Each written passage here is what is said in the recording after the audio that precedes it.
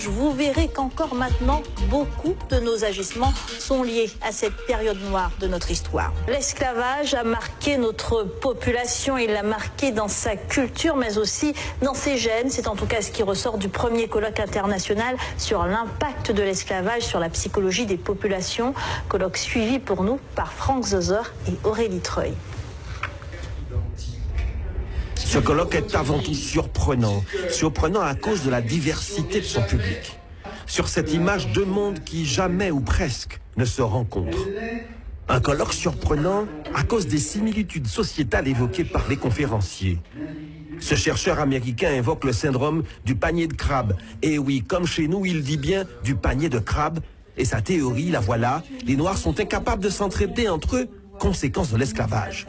Et puis, il y a ce chercheur suisse, une généticienne. Elle nous explique que les sévices subis par les esclaves il y a 100, 200 ou 300 ans sont inscrits dans les gènes de leurs descendants. Conséquence, leur ADN est plus fragile que ceux dont les ancêtres n'ont pas subi l'esclavage. Au niveau de la santé, ce qui est intéressant, c'est qu'aux États-Unis, il a été démontré que les personnes de descendance afro-américaine, finalement, avaient plus de problèmes de santé que les autres, hypertension, diabète, une longévité diminuée. Donc vraisemblablement, il y avait quelque chose encore qui empêchait ces personnes d'avoir le même état de santé que leurs congénères de descendance européenne. Les violences subies par les ancêtres seraient donc transmises par la génétique à leurs descendants. Mais il a également été question de l'analyse des phénomènes du blanchiment de la peau, du défrisage ou de la violence des Noirs contre les Noirs, la haine de soi que l'on rejette sur l'autre. Autre exposé plus sociétal, la colonisation différente chez les Anglais et chez les Français. Il y a deux systèmes majeurs dans la Caraïbe, le français et l'anglais. Le français avait une politique d'assimilation totale. Donc si vous parlez la langue, vous êtes éduqué, vous pouvez être français. Et les Anglais disaient, vous ne deviendrez jamais anglais, mais nous pouvons vous apprendre à lire et à écrire, mais c'est tout, car vous ne serez jamais anglais.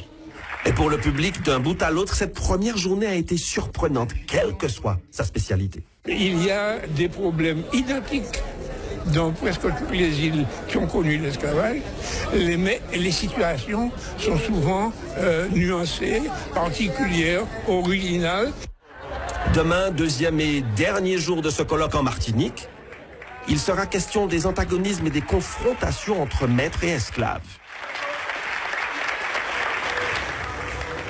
Donc, notre situation de victime, alors maintenant, il faut premièrement que le crime cesse, c'est-à-dire que ceux qui ont hérité, qui n'ont pas hérité de la responsabilité, mais qui ont hérité des richesses, puissent, s'ils ne veulent pas demander pardon, se repentir, ils n'ont rien fait, mais qu'ils restituent, premièrement, et puis surtout, il faut que le crime cesse.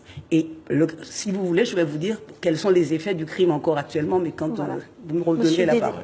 Oui, mais ce serait quand même mieux de se mettre ensemble si on veut faire avancer, plutôt que de se mettre contre, parce qu'autrement, on est sûr de couler au bout d'un moment. Mais monsieur de Rênal, personne ne peut se mettre avec vous quand vous venez me dire que vous n'êtes pas responsable de ce que vos ancêtres ont fait, et que moi je vous dis que je porte le préjudice de mes ancêtres. Comment je peux discuter avec vous? Ce sont vos ancêtres qui font que je porte un préjudice maintenant. Est-ce que vous connaissez mes ancêtres?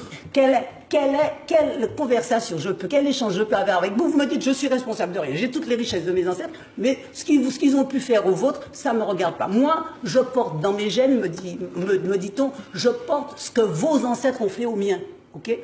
Je suppose que vous aussi, vous devez porter dans les vôtres ce que vos ancêtres ont fait de vous. Sûrement. Parce que de même qu'il y a le gène de la victime, je pense qu'il y a le gène du tortionnaire. Sûrement, je dois porter ces gènes-là, comme vous dites à moi. C'est peut-être pour ça que je suis en face de vous aujourd'hui, pour essayer d'avancer, pour discuter, pour pouvoir avancer ensemble. Sinon, je serais resté chez moi et je ne serais pas venu.